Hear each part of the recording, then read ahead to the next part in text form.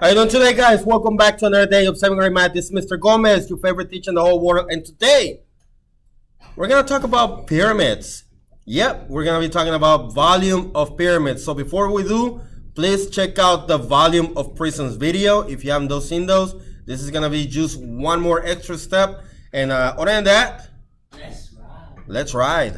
So, volume of pyramids.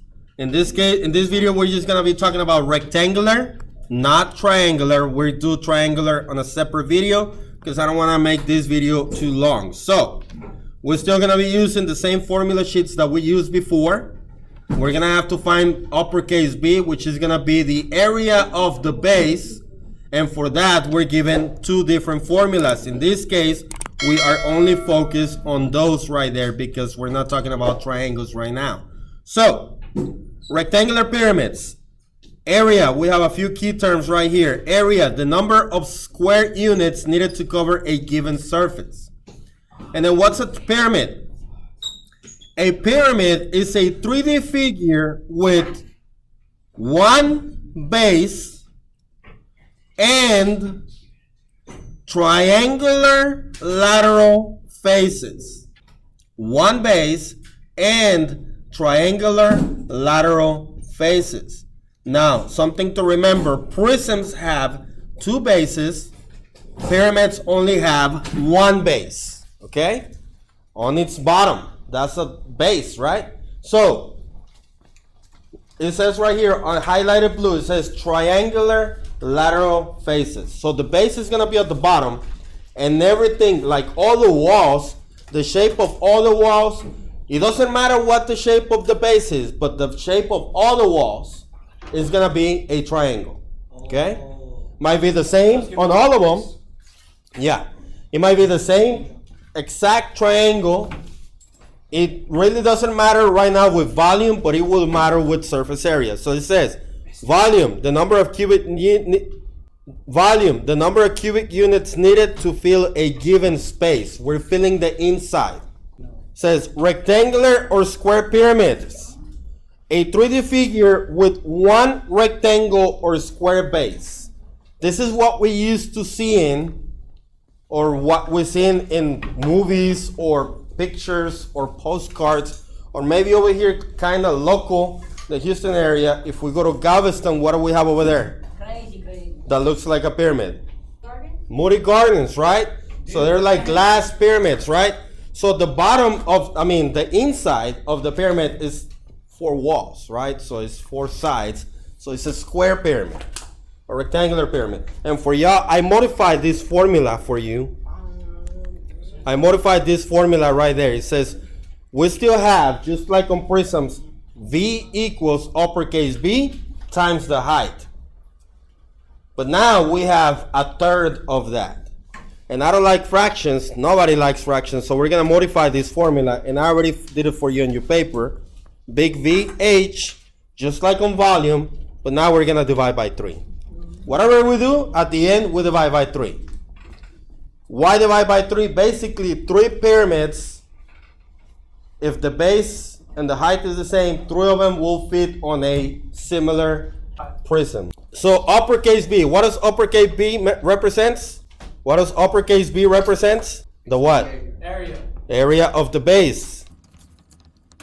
And the H represents the height of the pyramid. Now, this is where you're gonna be paying attention, because sometimes you're gonna be given something like this, a 12 right there on the side. And this is where it can get confusing, okay? The height of the pyramid. So let me show you something. Right here, that 12 is not there, but if it was, we need to ignore it for now. Basically, if you see, we have 6, 6, 6, 6 and 6. So my base is right here on the bottom. Everybody sees that, right? Yes. And notice I only have one of them. I only have one square because pyramids only have one base. Pyramids only have one base, not two like prisms, only one. And then how many faces will that be? Well, just count how many sides that base have. How many sides does that base have? 4. So that means it's gonna have 4 faces, okay? If the bottom is a triangle, which we're gonna talk in the next video, it'll have 3 faces. If it's a pentagon, how many faces? 5. So if it's an octagon, 8, so forth, so on. Okay? Now, remember, all the faces are going to be shaped like a triangle. It doesn't matter what the base is, all the faces will be shaped like a triangle. So again, just like before, we're gonna draw the base on the side because we gotta find the area. This is 6, this is 6. We're gonna find the big B, which is just the area of the square, which is base times height, which is 6 times 6, which is 6 times 6, 36. 36 units squared. So right here, what shape is this? Well, this is a square pyramid. And what is the area of the base? Well, the formula that I used was A equals BH, which was 6 times 6, right? Yes, sir. Now, volume, formula, V equals uppercase B times the height, but don't forget to divide by 3. Okay? So again, my first step, as before, just like on prisms, is to draw the base on the side and find the area for that shape. This case is a square, that's why the formula is just base times height, right here. This right here. If it's a triangle, you have to use the formula for a triangle. If it's a pentagon, you have to use the formula for a pentagon. Whatever the base is, that's what the formula you're gonna use. For 7th grade, we're only gonna do these 2 right here. So, now, what numbers have I already used? 6 and 6. The only one that I have not used is 10. So that's, and look at this right here. And sometimes you're gonna have something like this right here, like it's gonna look like a chair, but that's a 90-degree angle. So basically, the way I think about it is the height is, if I climb the pyramid along the wall right here, and then I want to jump inside the pyramid through a hole over here, I'm gonna put a rope in there, and the rope is just gonna hang down, isn't it? Straight down. You're gonna scale down.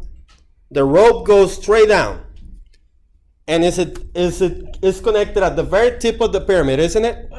And it goes all the way down. So that's how I can see that that's the actual height of the pyramid and not the red one that I climbed, because this is longer than the actual height of the pyramid. Yes, sir. I thought you could just fold it and you will see how high it is. You could just what? Like, you know how it's like this? Huh? Like this? Uh-huh. I thought you could just fold it. Fold it, yeah. If you fold it, if it's like an isosceles triangle, something like that, fold it in half, and then that's it's gonna be exactly, yeah, you got a good point right there. Yo, I never do that. All right. So now, again, the height is gonna be because sometimes they're gonna give you a number on the red area right there, on the red side. That's the length of the height. We don't need that for volume. Unless you're in 8th grade and you already know how to do Pythagorean theorem, which we don't yet, but then you don't need that, okay? You don't need it for this, you will need it for surface area, but we'll talk more about that later on. So for now, just remember, or if a pyramid, a shape of a pyramid is also kind of like a Christmas tree, right? Yes. So the height of the Christmas tree is not all the sticks that comes on the side, it's actually the trunk.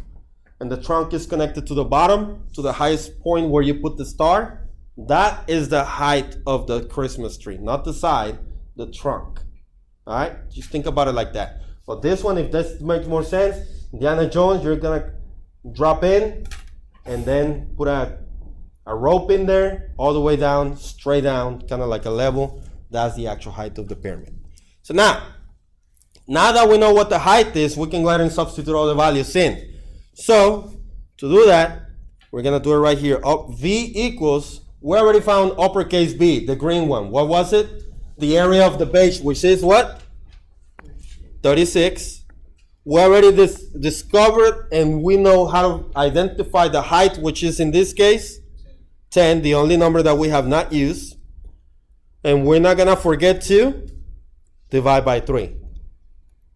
That's the only difference between pyramids and prisms. We have to divide by 3. Now we're going to multiply 36 times 10, which is 360. Divide by 3.